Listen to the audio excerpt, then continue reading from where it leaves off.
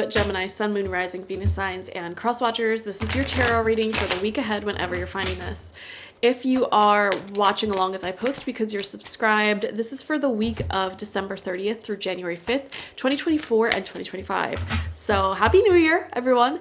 This is technically the first week of 2025. So let's hope it's a good and interesting one for you, Gemini. We will be selecting 6 cards, 2 rows of 3 from the Mystical Manga Tarot. Okay. We have the 9 of Cups coming out in reverse as your first card. So I am feeling this energy of like you're not quite 100% content with where you're at. There may be some impending things on your to-do list that you're wanting to complete. You know that the path that you're on is one of great happiness, and it definitely does feel like you're on your highest timeline and you're working towards things. However, there's a part of you that's a little bit antsy to get things done. That's what I'm seeing with this 9 of Cups in reverse, just like an antsiness. Like, I want to get this done, I want to get that done. And once it's done, I can relax. I can breathe out. I'll be fine. Okay, not a big deal. We have the Fool card coming out upright as your first card.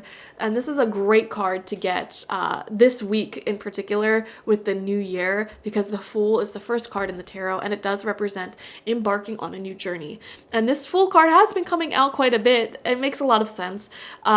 You're definitely starting something new this week. A lot of people are. New Year's resolutions, you know, beginning a journey or a project or some sort of goal or skill that you're looking to learn, and you don't necessarily know where it's going to lead you or what doors it will open for you in the future, but you just intuitively feel like this is the right thing to do, and you're very enthused and excited this week about the new chapters that are beginning for you, the new energies that are coming in, and this new journey that you're embarking on.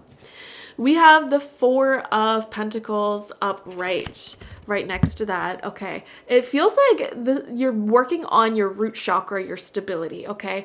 Getting your finances together, getting your health together, and just creating a consistent routine, a stable routine for yourself. It feels like a lot of you are in this mindset of like, I need to get back into that stable routine, you know?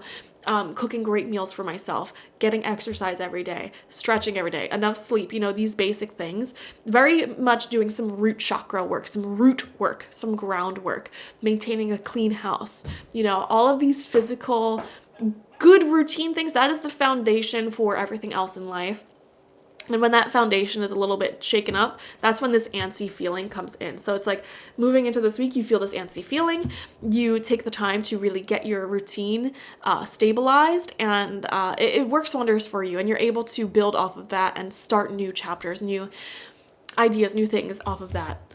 We have the Moon coming out in reverse, which is actually pretty in alignment with what we were just saying with the Fool, where it's like you're beginning a new journey, but you have no idea where it's going to lead you in the future, and you just, all you know is that it intuitively feels like the right path for you. That is the wisdom of the Moon card. Your intuition is guiding you to embark on a certain journey, a certain path, and you just go for it, even if it seems scary. Now, when it comes out in reverse, there could be a lot of subconscious fears bubbling up to the surface for you this week due to uncertainty. You know, the Moon represents, we're in the darkness here. You know, there's certain things that have not yet been illuminated. We don't have a full lay of the landscape yet.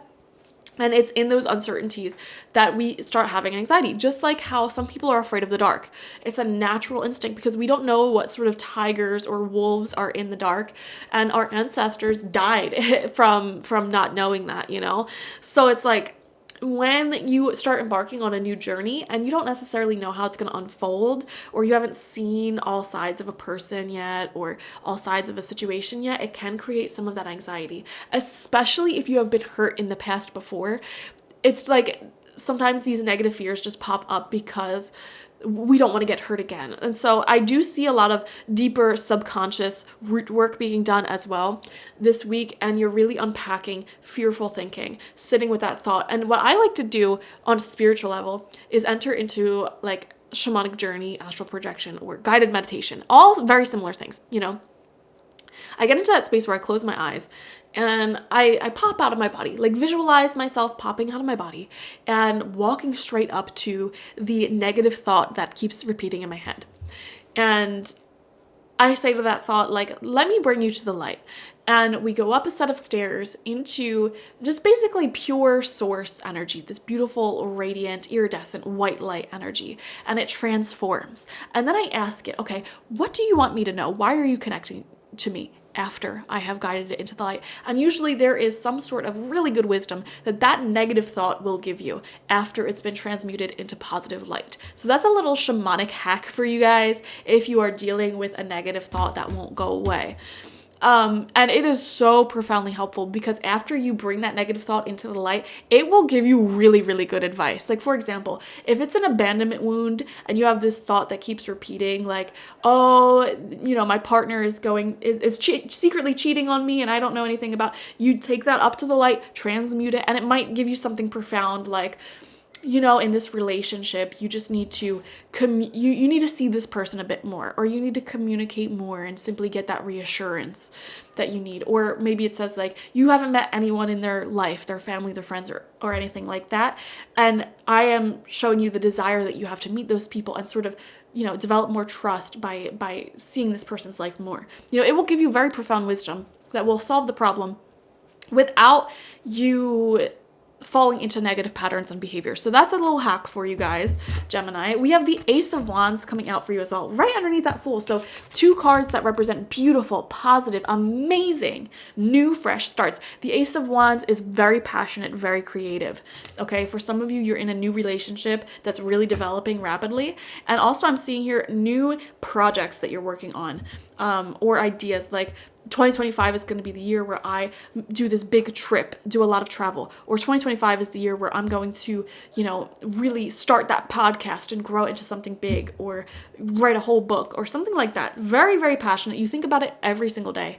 And you are starting this week off by getting yourself into a routine that really grows that goal, that new start into something amazing. And then final card out is the 6 of Wands in reverse. This is where you're headed. You are headed towards success, towards vast popularity, people noticing what you're doing and wanting to be a part of it. But you are definitely in the developmental stage, like working on that at this time, okay?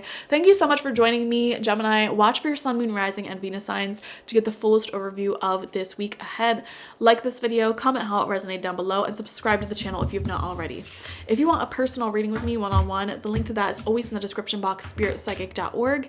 I also offer my intention oils there, shamanic life coaching sessions there, as well as my online tarot reading course, so check it out. Bye-bye.